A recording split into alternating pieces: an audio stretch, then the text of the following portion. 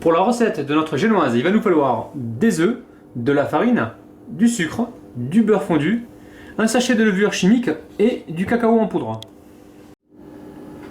Pour notre crème fouettée, il va nous falloir de la crème liquide entière, du sucre glace, du mascarpone et de la pâte à tartiner.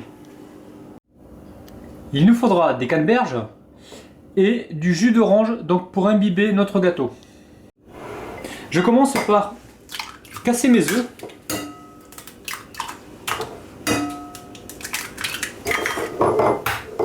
Vous allez voir, c'est une recette très facile, hein. Voilà, là j'ajoute donc mon sucre et je vais faire donc mousser le mélange et on va essayer de faire doubler voire tripler le volume.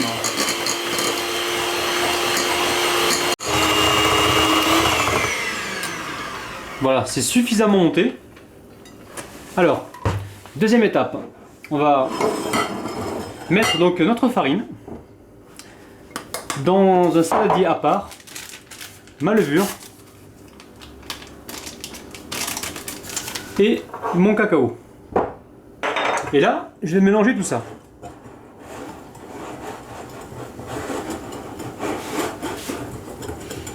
Voilà. Je vais l'incorporer donc en 2 fois dans mon mélange avec mon fouet en tournant comme si je faisais une mousse. Voilà, l'idée en fait c'est de ne pas casser la structure de mes œufs. Voilà, maintenant je peux rajouter la deuxième moitié et je continue. Voilà, je vais à présent rajouter mon beurre fondu.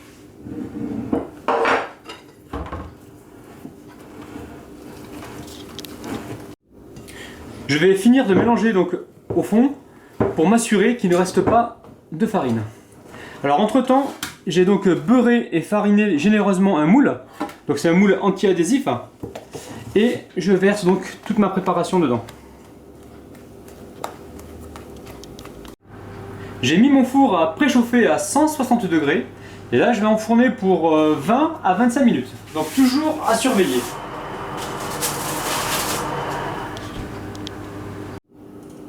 Alors on va commencer notre crème fouettée. Donc je mets ma crème liquide en premier. Voilà, je lui ajoute donc mon mascarpone. Alors pourquoi je mets du mascarpone? Parce qu'en fait ça va m'aider justement à avoir une texture assez ferme en fait de ma crème. Voilà, j'ajoute un petit peu de sucre donc au départ et je mettrai le reste à la fin. Et là, on est parti pour quelques minutes.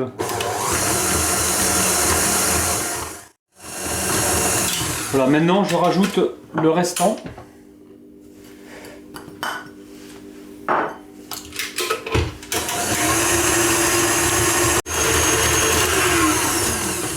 Voilà, ma crème chantilly est prête.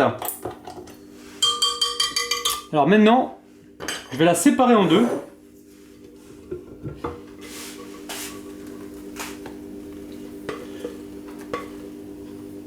Voilà, et je vais y mettre donc ma pâte à tartiner à l'intérieur. Et là je vais mélanger pour obtenir un mélange bien homogène.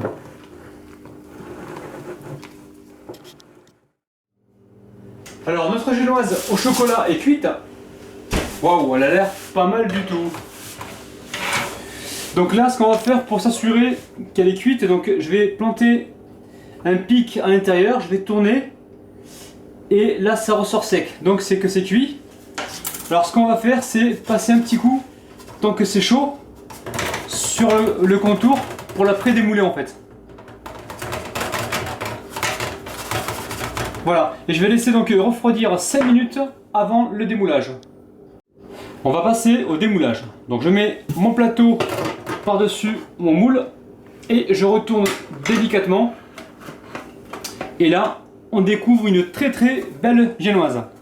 Donc elle est bien moelleuse. Et là, je vais la mettre au frigo pour 30 minutes à peu près pour pouvoir la trancher régulièrement.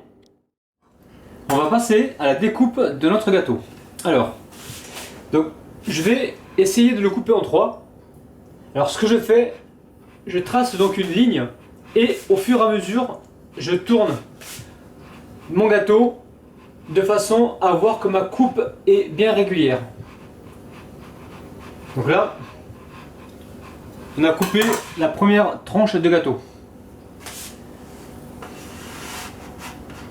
Je continue avec la suivante.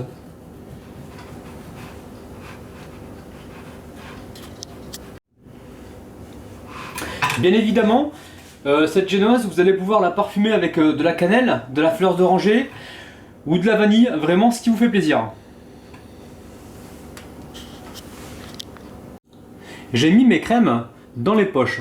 Là, je vais couper mon orange en deux et je vais donc imbiber mon biscuit.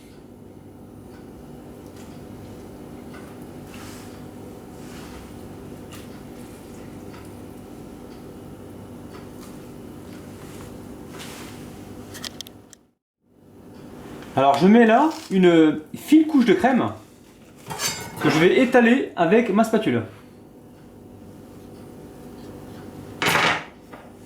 J'en mets encore un peu.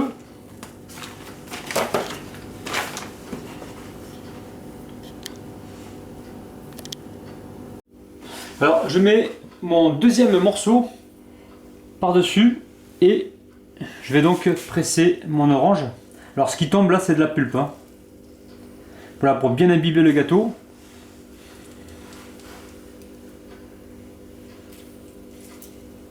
Alors vous pouvez faire un sirop hein, si vous voulez, hein. Faites moitié sucre, moitié eau, en y mettant un bâton de cannelle ou de vanille à l'intérieur. Vous portez à l'ébullition et une fois que ça bout, vous coupez et ça sera bon.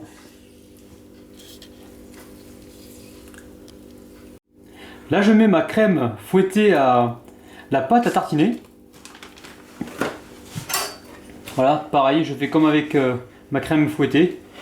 J'essaie d'en mettre un peu partout. Je mets mon dernier biscuit donc sur mon gâteau et je l'imbibe à nouveau. Donc je vais recouvrir donc entièrement mon gâteau avec ma crème à la pâte à tartiner.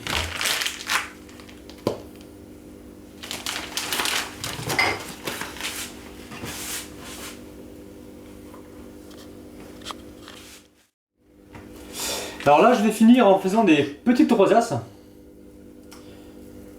Donc sur mon gâteau. Alors ça peut très bien servir de gâteau d'anniversaire.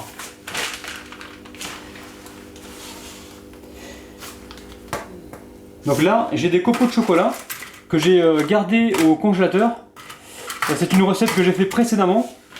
Vous la trouverez donc dans mes vidéos.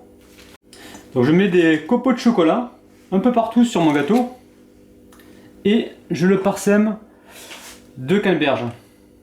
Voilà, ma recette est terminée. Voici une idée de recette de gâteau d'anniversaire si vous devez en fêter un prochainement. Pensez à vous abonner et à bientôt sur Cuisine Rapide pour plein d'autres recettes.